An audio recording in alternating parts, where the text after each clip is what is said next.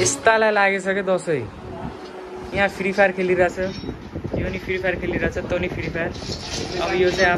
आफ्नै तालमा छ केटा यही हो दसैँ तास सास खेल्ने छैन के रे यो हो कि मेन ओए हिजोको पैसा खै 50 रुपियाँ प्लस के रे हाम्रो टिका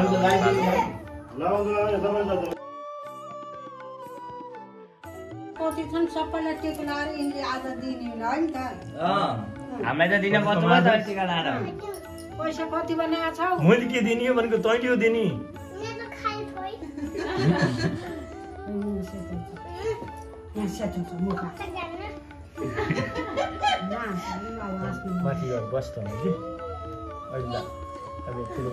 सक्दैनस्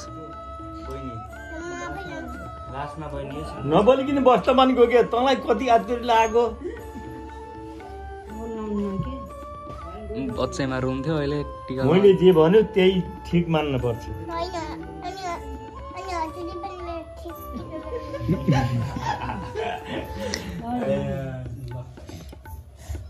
मामा आउनु अचुक लाग्छ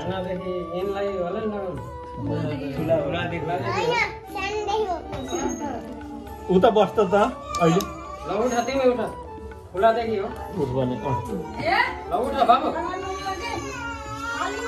पनि आयो क्यामेरा लिएर उठ कान्छ उठ उठ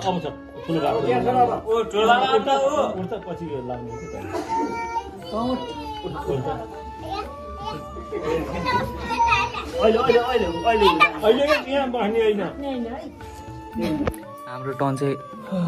आउन अझै टाइम लाग्छ भाइको बाली दोकानमा धेरै पैसा नलैजाऊ है घरको पैसा दोकानमा नलैजाऊ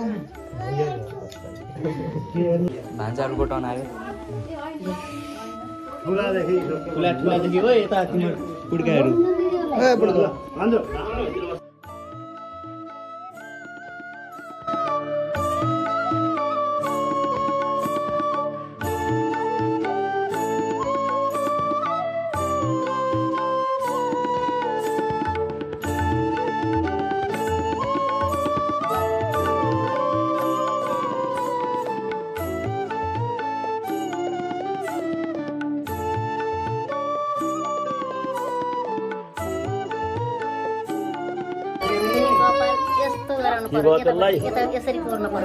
त्यस्तो राम्रो त किन्न पाइन्छ टिका लगाइदिँदैन कपाल हिजै काटेर आएको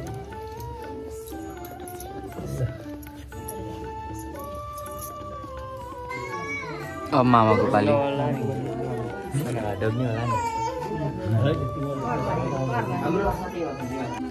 तैँले लगाइदिने हो यसको त हिजो दक्षिणा यसको पैसा त हिजोको भ्लग हेर्न पर्छ बल्ल देखिन्छ आन्टी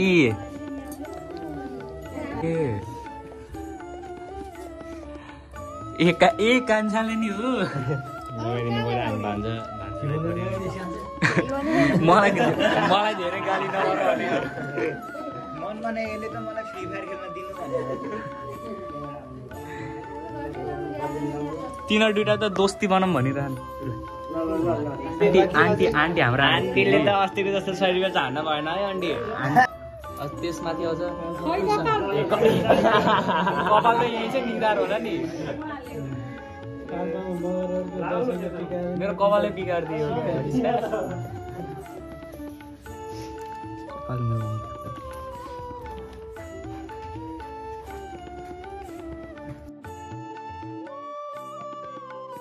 हुँदैछ फ्यामिलीहरूको अब क्यामेराम्यान गराइहाल्छन् हामीलाई ऊ त्यहाँ फेरि टिकटक ओए टिकटकर ओए काम गर्न छ यहाँ कान्छो तेरो पारा देखाइदिनु जाम लेट्स गो है अब टिका लगाउनु जाने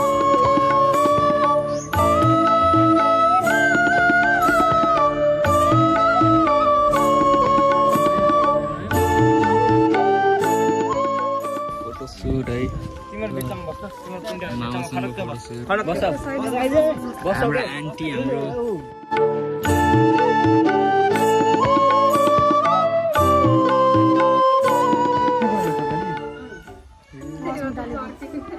मान्छेको बोली मात्रै हो, अरू मात्र गाउँमै आउँछ क्या।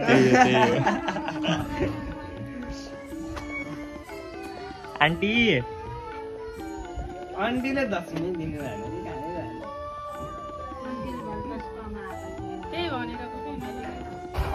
टिका लगाउन बस्न बस्न भाइ बस एकजना कहानी आइज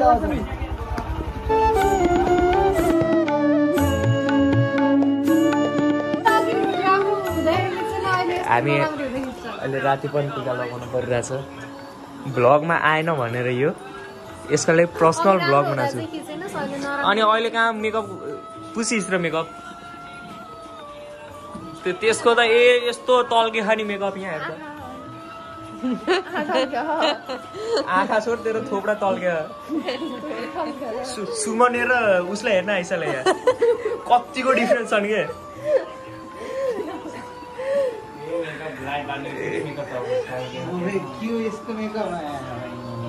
भिडियो गराइदिन्छु भनेको त